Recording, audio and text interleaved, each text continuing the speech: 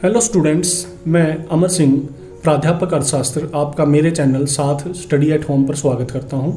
इस चैनल के माध्यम से आपको अर्थशास्त्र जैसा महत्वपूर्ण सब्जेक्ट ऑनलाइन करवाया जाएगा। अर्थशास्त्र की अगर हम बात करें तो ये रोजगार से जुड़ा हुआ सब्जेक्ट है।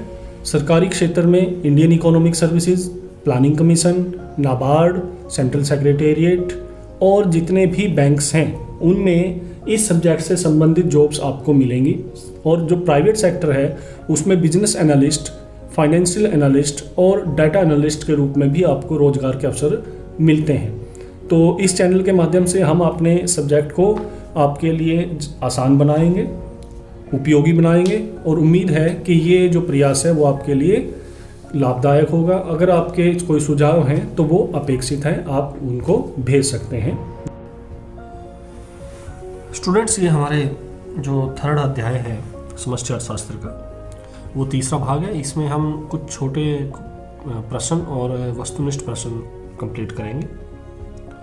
इससे पहले दो उसमें जो आपको वीडियोस भेजी थी इस चैप्टर की, उसमें हमने 2 सेक्टर मॉडल, 3 सेक्टर मॉडल और 4 सेक्टर मॉडल कवर कर लिया है। तो अगर आपने वो वीडियोस नहीं देखी तो उनमें जाके वो अपने टॉपिक्स को पूरा कर लीजिए। तो ये पहला क्वेश्चन है, आय के चक्रीय प्रवाह में क्षरण या वापसी तथा भरण या समावेश की धारणाओं की क्या करें, व्याख्या करें। इससे कोई बड़ा क्वेश्चन नहीं आने की उम्मीद होती, सिर्फ एक 2 मार्कर ही आने की उम्मीद है। तो यहाँ पर आपको बताया गया है क्षरण या वापसी और भरण या समावेश का अर्थ, और इस निचले डायग्राम से आपको समझाया गया है। आपके उसमें जो आपको नोट्स मिलेंगे उसमें ये डायग्राम आपको नहीं दिया जाएगा, क्योंकि ये सिर्फ समझने के लिए है। इसको आपको पेपर में बनाने की आवश्यकता नहीं पड़ेगी, उम्मीद यही करते हैं। क्षरण या वापसी। क्षरण या वापसी वे प्रवाह चर हैं जिनके कारण अर्थव्यवस्था की उत्पादन प्रक्रिया का संकुचन होता है। संकुचन का मतलब क्या होता है? सिकुड़ जाना, यानी कि किसी चीज का कम हो जाना क्या कहते हैं? संकुचन। जैसे बचत, कर, आयात। यानी कि उत्पादन प्रक्रिया हमारी चल रही थी, चक्रीय प्रवाह चल रहा था, हाउस होल्ड से किसको? उत्पादक की तरफ, उत्पादक से हाउस होल्ड की तरफ। उसमें से कुछ ना कुछ ऐसा हो जाता है कि वो जो चक्रीय प्रवाह है वो थोड़ा कम हो जाता है, ठीक है ना, उसका जो स्केल है वो कम हो जाता है। दूसरा, भरण या समावेश वे प्रवाहचर हैं जो अर्थव्यवस्था में उत्पादन की प्रक्रिया में वृद्धि करते हैं, जैसे निवेश, सरकारी खर्च, निर्यात। ठीक है, अब ये कुछ ऐसे लेन देन हैं जो इस प्रवाह को क्या कर देंगे? बढ़ा देंगे, जैसे निवेश, सरकारी खर्च और निर्यात। ठीक है, तो अगर आप इस डायग्राम से इसको समझें थोड़ा सा, यहाँ पे ये एक चक्रीय प्रवाह चल रहा है।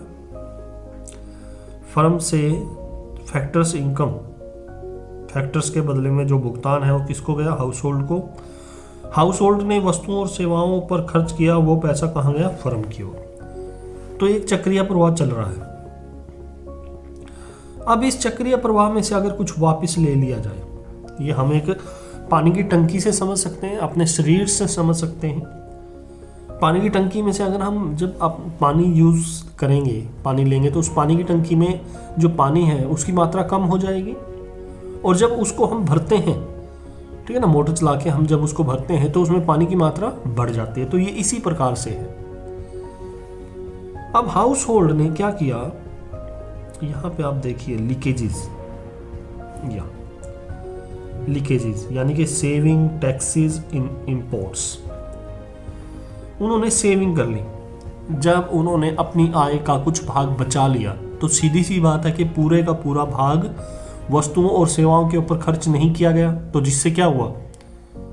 उत्पादक के पास पैसा कम पहुंचा, तो उसके जो उत्पादन की मात्रा है वो कम हो जाएगी, यानी कि वो चक्रीय प्रवाह कहीं ना कहीं कम हो जाएगा। जब उसके उत्पादन की मात्रा कम होगी तो सीधी सी बात है कि वो भी आगे उत्पादन के साधन कम लगाएगा, तो पारिवारिक क्षेत्र के पास भी कम जाएगा पैसा। समझे ना? तो उससे क्या होगा, पूरा जो चक्रीय प्रवाह है वो थोड़ा सा सिकुड़ जाएगा। टैक्सेस, जब गवर्नमेंट ज़्यादा टैक्सेस लगा देगी तो उपभोक्ता के पास कम पैसा बचेगा खर्च करने के लिए, तो उससे भी क्या होगा, वस्तुओं और सेवाओं का जो उपभोग है वो कम होगा, उत्पादन कम होगा, जिसके कारण और ये चक्रीय प्रवाह कहीं ना कहीं सिकुड़ जाएगा। तीसरा, इंपोर्ट्स क्या होते हैं कि हम दूसरे देशों से मंगवा रहे हैं, तो दूसरे देशों से हम दूसरे देशों के उत्पादकों से मंगवा रहे हैं, तो हमारे देश के जो उत्पादक हैं उनका सामान हम इसका मतलब कम खरीद रहे हैं, तो जिससे हमारे देश के चक्रीय प्रवाह में कहीं ना कहीं कमी आएगी। तो ये 3 चीज़ें हैं जिससे कि एक तरीके से हम इसको पैसा समझ सकते हैं कि ये पैसा इसमें से लीक हो गया, ये एक पैसे का सर्कल चल रहा है, ठीक है। इस पैसे के सर्कल से ये कुछ पैसा उत्पादन ये नीचे लीक हो गया, ये पानी की टंकी, उस पानी की टंकी में से कुछ लीक हो गया तो पानी कम रह जाएगा। तो ऐसे ही आय और उत्पादन का चक्रीय प्रवाह चल रहा है, उसमें से कुछ बाहर निकल गया सेविंग, टैक्सेस और इंपोर्ट्स के रूप में, तो वो क्या हो जाएगा, चक्रीय प्रवाह कम हो जाएगा, सिकुड़ जाएगा। लेकिन ऐसा भी तो हो सकता है कि उस चक्रीय प्रवाह में कुछ इंजेक्ट हो जाए, यानी कि हम उसको भर दें, जैसे हमारे शरीर में इंजेक्शन लगता है, इंजेक्ट, तो वो हमारे शरीर की जैसे प्रतिरोधक क्षमता है जो है उसको और बढ़ा देता है ताकि हम बीमारियों से लड़ सकें। जब हम पानी की टंकी में पानी चलाते हैं भरने के लिए उसको, तो ये जो इनलेट है, इनलेट का मतलब क्या है, जहाँ से पानी टंकी में आ रहा है, आउटलेट क्या होता है, जहाँ से पानी जा रहा है। तो इस इनलेट से जब पानी टंकी में गिरता है तो वो उसके पानी की मात्रा को बढ़ा देती है, तो ये है इंजेक्ट, यानी कि इंजेक्शन लगा दिया, ये आप इंजेक्शन,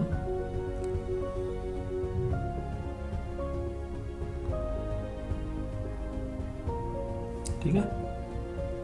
ये इंजेक्शन जब लगेगा तो सीधी सी बात है कि उस चीज को बढ़ा देगा गति से। तो ये इंजेक्शन किस किस मात्रा में लग सकते हैं? पहला इंजेक्शन है इन्वेस्टमेंट का, निवेश।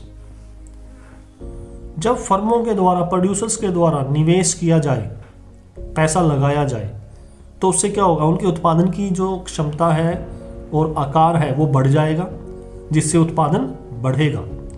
उत्पादन बढ़ेगा तो उत्पादन के साधनों की भी ज़्यादा आवश्यकता पड़ेगी, उनके पास भी ज़्यादा पैसा पहुंचेगा और वो भी फिर ज़्यादा वस्तुओं और सेवाओं की मांग करेंगे, तो ये पूरा जो चक्रीय प्रवाह है वो बढ़ जाएगा, यानी कि इसका आकार बढ़ जाएगा। तो ये आपकी है पहली। दूसरा, सरकारी खर्च। तो सरकार अगर अपने खर्च को बढ़ा दे तो उससे भी क्या होगा, वस्तुओं के लिए, उत्पादकों से वस्तुओं के लिए मांग बढ़ेगी। जब उत्पादकों से सरकार खरीदेगी, खर्च बढ़ाएगी, तो उत्पादकों का उत्पादन बढ़ेगा, जिससे कि उत्पादन के साधनों की मांग बढ़ेगी, उनकी आय बढ़ेगी और फिर वस्तुओं और सेवाओं की मांग बढ़ेगी और उनके ऊपर खर्च बढ़ेगा, तो जिससे कि चक्रीय प्रवाह बढ़ जाता है। तीसरा, निर्यात।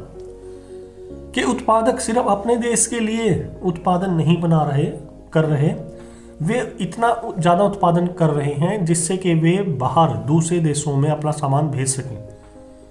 तो उससे क्या है, हमारा देश का उत्पादन बढ़ेगा और बाहर से हमारे देश में पैसा आएगा, तो उससे भी हमारे देश का जो आय और उत्पाद का चक्रीय प्रवाह है उसका आकार बढ़ेगा। तो ये 3 चीज़ें हैं इंजेक्शन, ठीक है। तो आई होप आपको भरण और समावेश और क्षरण या वापसी ये समझ में आ गया होगा। उसके बाद अगला है हमारा क्वेश्चन, राष्ट्रीय आय के चक्रीय प्रवाह के कोई 2 छिद्र बताइए। अब ये छोटे छोटे प्रश्न आपके पास आते हैं, तो इसमें हमने अभी ऊपर किया बचत और आयात। छिद्र का मतलब क्या है कि हमारी पानी की टंकी लीक हो रही है, यानी हमारे आय और उत्पाद का जो चक्रीय प्रवाह है वो कहीं ना कहीं उसमें से कुछ निकल रहा है, जिससे कि वो कमजोर पड़ रहा है, वो सिकुड़ रहा है। तो वो क्या है, बचत और आयात। बंद अर्थव्यवस्था से क्या अभिप्राय है? तो बंद अर्थव्यवस्था वह अर्थव्यवस्था है जिसका शेष विश्व से कोई आर्थिक संबंध नहीं होता, यानी कि इसमें कोई भी आयात और निर्यात नहीं किया जाता। ठीक है, इसको हम कहते हैं बंद अर्थव्यवस्था। तीसरा,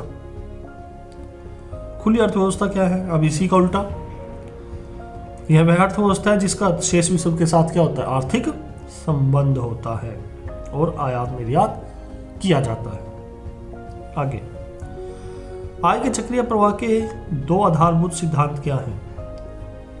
वस्तुओं तथा सेवाओं के रूप में वास्तविक प्रवाह, यहां पे प्रवाह कर लीजिएगा, प्रवाह,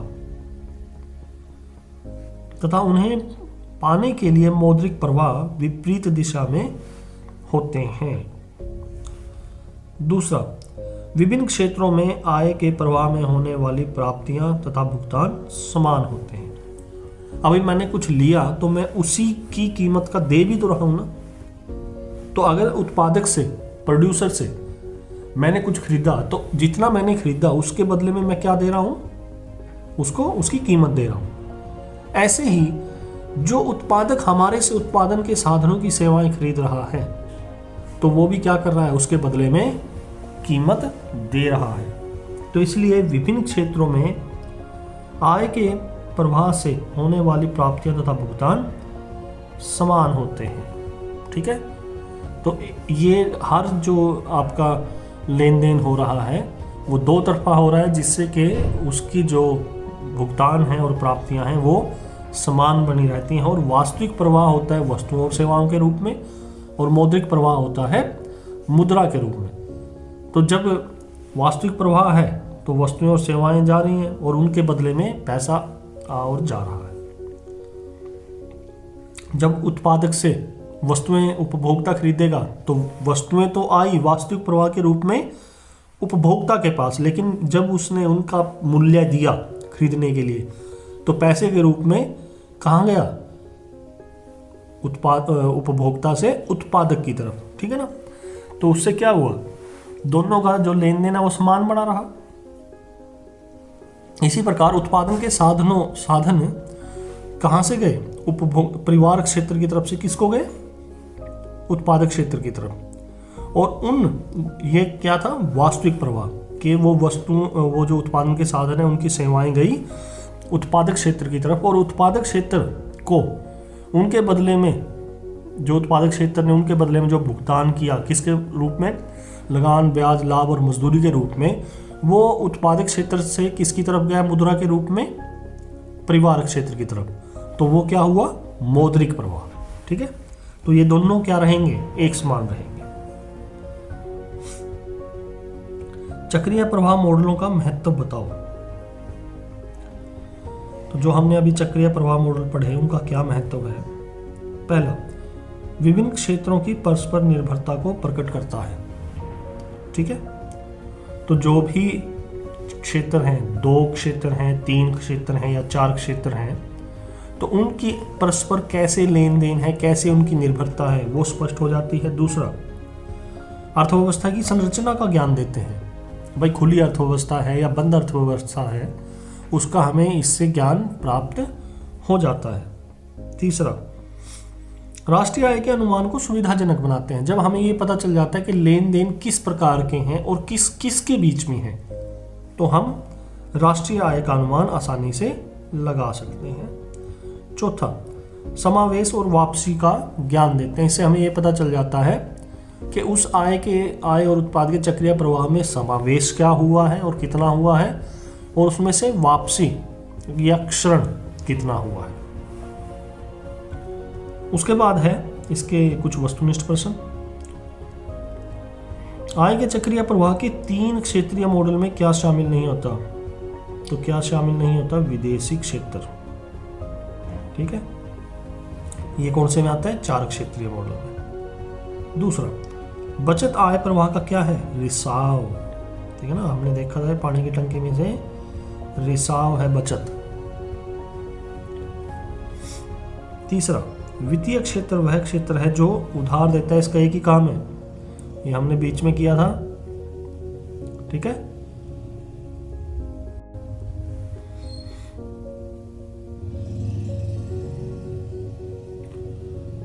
तो यहां से ये रिसाव एक मिनट, सॉरी, ये वित्तीय क्षेत्र की बात कर रहे थे हम। तो वित्तीय क्षेत्र ये उधार देता है, जमाएं स्वीकार करता है सरकारी क्षेत्र से भी, ठीक है ना, सरकारी। यहाँ पर जब हमने परिवार क्षेत्र किया था, परिवार, तो उसके साथ भी इसका लेन देन यही है। यहाँ पर हमने उत्पादक क्षेत्र किया था, तो उसके साथ भी इसका लेन देन यही है कि ये जमाएं स्वीकार करता है, यानी कि उनकी सेविंग्स लेता है और उनको जब उनको जरूरत जब होती है तो उनको वो उधार देता है। चौथा, शेष विषम क्षेत्र क्या है? यह आयात और निर्यात से संबंधित है। उसके बाद पांचवा, वर्तुल प्रवाह आय में वापसी या क्षरण में किसको शामिल किया जाता है? तो क्या है? क्षरण, वापसी, बचत, आयात, सरकार द्वारा लगाए गए कर। तो ये इस चक्रीय प्रवाह को क्या कर देते हैं? कम कर देते हैं, ठीक है ना, रिसाव है ये। छठा, समावेश में किसको शामिल किया जाता है? निवेश, निर्यात, उपभोग व्यय, यानी कि ये क्या है? इंजेक्शन, इंजेक्ट, ठीक है, इंजेक्शन ये यहां से, और किस किस के रूप में? निवेश, निर्यात और उपभोग व्यय। सातवां, निम्न में से कौन सा आय के चक्रीय प्रवाह के 4 क्षेत्रीय मॉडल में शामिल नहीं होता? तो उत्पादक क्षेत्र होता है, सरकारी क्षेत्र होता है, विदेशी क्षेत्र होता है, उपभोग क्षेत्र नहीं होता। क्या नाम है चौथे का? परिवार क्षेत्र। क्या है? परिवार क्षेत्र, ठीक है। जो आपके मॉडल में जो लिखा गया है उन्हीं शब्दों का प्रयोग हमें यहाँ पर करना है। कई बार हम उत्पादक क्षेत्र भी इसकी जगह प्रयोग कर लेते हैं, लेकिन वो है क्या? परिवार क्षेत्र, ठीक है, उपभोग। उसके बाद 8वां क्वेश्चन हमारा है, 3 क्षेत्रीय मॉडल द्वारा खुली अर्थव्यवस्था में आय के प्रवाह का अध्ययन किया जाता है। तो ये बात क्या है? 3 क्षेत्रीय मॉडल में गलत, असत्य। क्यों? क्योंकि खुली अर्थव्यवस्था क्या होती है? जिसमें आयात और निर्यात किए जाते हैं और जिसके आर्थिक संबंध दूसरे देशों के साथ होते हैं। तो इसमें 3 क्षेत्रीय मॉडल में शेष विषम नहीं होता, इसलिए ये खुली अर्थव्यवस्था नहीं है, ठीक है। तो ये आपके सभी क्वेश्चन इस चैप्टर से रिलेटेड कंप्लीट है। Thank you. स्टूडेंट्स, इससे रिलेटेड जो PDF है वो आप इस वीडियो के नीचे डिस्क्रिप्शन में जाकर वहाँ जो एक लिंक दिया गया है उससे डाउनलोड कर सकते हैं। ये जो भी आपको नोट्स प्रोवाइड करवाए जा रहे हैं, ये हरियाणा बोर्ड और दूसरे बोर्ड्स में जो क्वेश्चंस आ चुके हैं उनके बेस के ऊपर ही आपको ये क्वेश्चन करवाए जा रहे हैं। और 2017, 18, 19 और 20 के जो प्रश्न पत्र हैं वो लगभग इनमें कवर हैं। तो आप इसको PDF से अपनी कॉपी में उतार सकते हैं। धन्यवाद।